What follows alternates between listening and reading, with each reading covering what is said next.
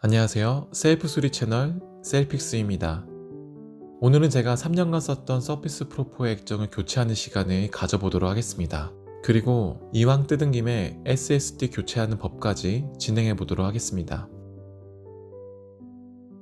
사실 문제가 생겼을 때 정식 리퍼 받는 것이 가장 안전하고 편한 방법인데요. 하지만 리퍼 비용이 서피스 프로4 기준으로 56만원이라는 사실을 알고 나면 이 깨져버린 액정 마냥 아마 여러분들의 멘탈도 깨질 겁니다.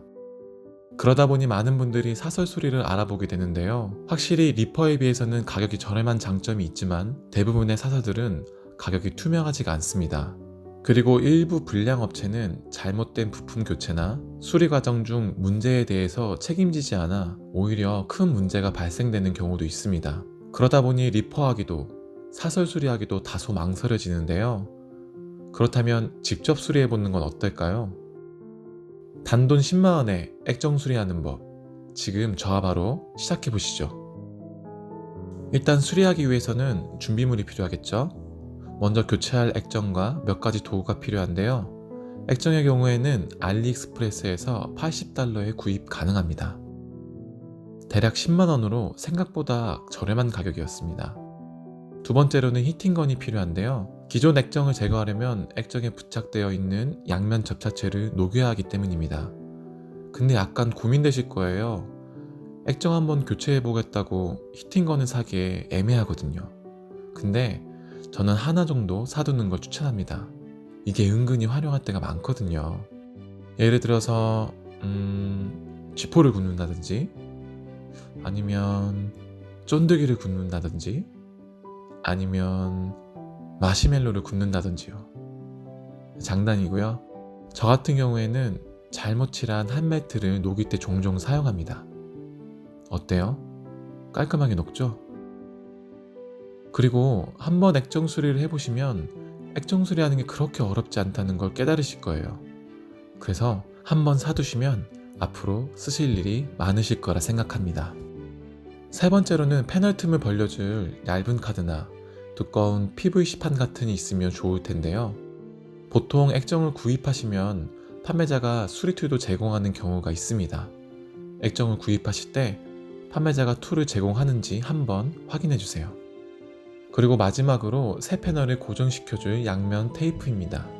이것은 액정 판매자가 번들로 같이 제공하는 경우가 있는데요. 저는 이런 판매자가 있는 줄 모르고 그냥 단품 액정만 구입했습니다. 여러분들은 가능하시면 번들로 같이 제공하는 판매자에게 구입하시기 추천드립니다. 저는 이것도 모르고 따로 아이맥에 붙이는 접착 테이프를 15,000원에 구입했습니다. 자, 이제 준비는 어느 정도 끝난 것 같네요. 그럼 본격적으로 교체 작업을 시작해볼까요? 먼저 패널을 제거해야겠죠? 그러기 위해서는 기존 양면 테이프를 녹여야 하는데요. 이렇게 테두리 부분을 히팅건으로 가열해줍니다. 일정 구간을 왕복하면서 대략 5에서 7초 정도 가열을 해주세요. 한 가지 주의할 점은 가열된 패널과 본체가 생각보다 뜨겁기 때문에 화상에 주의해야 합니다. 가능하면 장갑을 착용하는 것이 좋습니다. 어느 정도 가열이 되면 흡착기를 이용해서 패널을 벌려주세요. 그런 다음 이 스피커 부분의 틈으로 이 피크와 같이 생긴 플라스틱을 밀어 넣어줍니다. 주변 부위를 가열하면서 조금씩 접착 부분을 벌려주세요. 그렇게 전체적으로 반복해 주시면 패널을 분리할 수 있습니다. 접착제가 생각보다 강하기 때문에 시간이 좀 걸리실 거예요.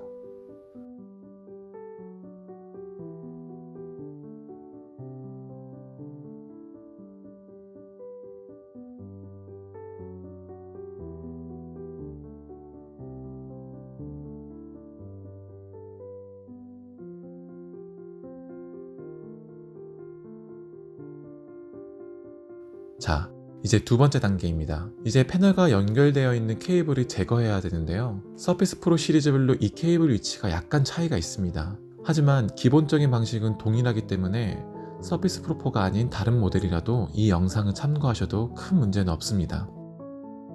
이제 여기 패널 뒤에 있는 알루미늄 커버를 제거할 건데요. 이 커버를 제거하기가 조금 까다롭습니다. 작은 일자 드라이버로 커버의 테두리 부분에 고정 툴을 조심스럽게 벌려주면서 조금씩 오픈해주세요.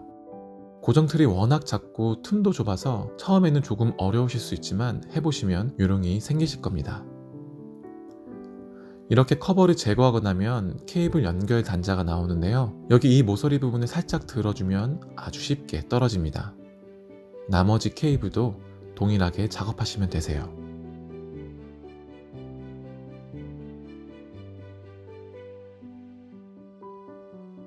자, 이렇게 패널을 완전히 분리했습니다. 이제 새 패널을 달아주면 되겠죠? 하지만 그 전에 새로운 양면 테이프 작업을 해주셔야 돼요. 그래서 그 작업을 위해서 기존 접착 테이프를 제거해 줄 텐데요. 커터 칼을 이용해서 바닥을 수평으로 긁는다는 느낌으로 칼질을 하시면은 이렇게 쉽게 접착 테이프를 제거할 수 있습니다.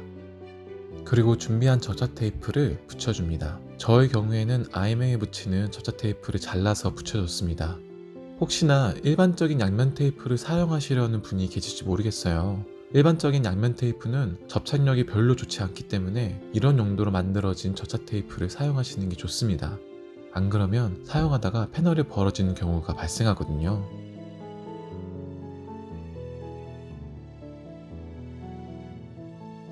자, 이렇게 기본적인 작업이 끝났습니다. 이제 새 패널을 연결해서 붙여주기만 하면 되는데요. 그 전에 SSD 교체하는 방법을 먼저 보여드릴게요. 배터리 옆을 보시면 길다란 커버가 보이시죠? 이게 SSD입니다. 여기 알루미늄 커버를 아까 단자 커버 제거하듯이 제거하시면 SSD의 속살을 볼 수 있습니다. SSD 분리 방법은 간단한데요. 여기 이 고정 나사를 풀어주신 다음에 이렇게 살짝 들어주시면 분리가 됩니다. 그리고 장착하실 SSD를 역순으로 조립해 주시면 되세요. 간단하죠?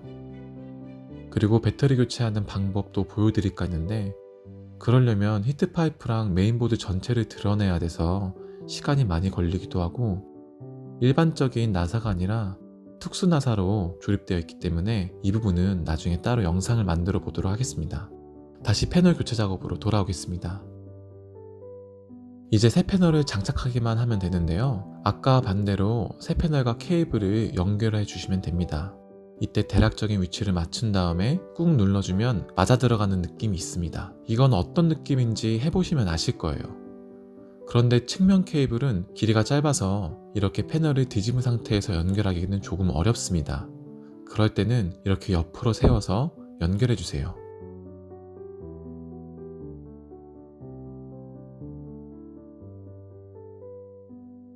패널을 완전히 부착하기 전에 간단하게 서피스 전원을 켜서 정상적으로 작동하는지 확인해 주는 것이 좋습니다.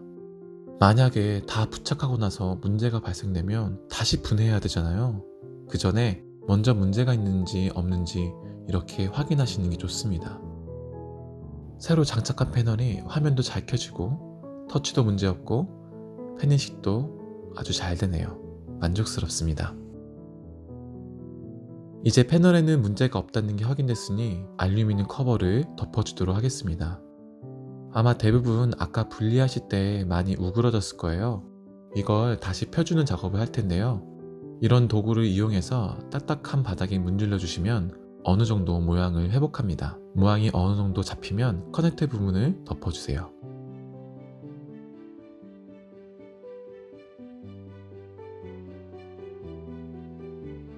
이제 마지막으로 패널을 프레임에 맞춰서 붙여주면 됩니다.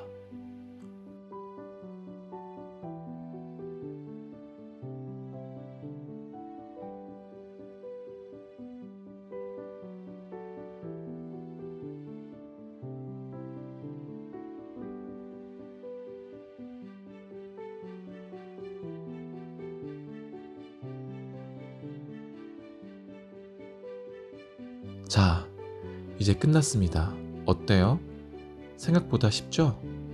많이 어렵지 않은 작업입니다. 약간의 수고를 통해서 저희 서피스 프로가 다시 새 생명을 얻었네요.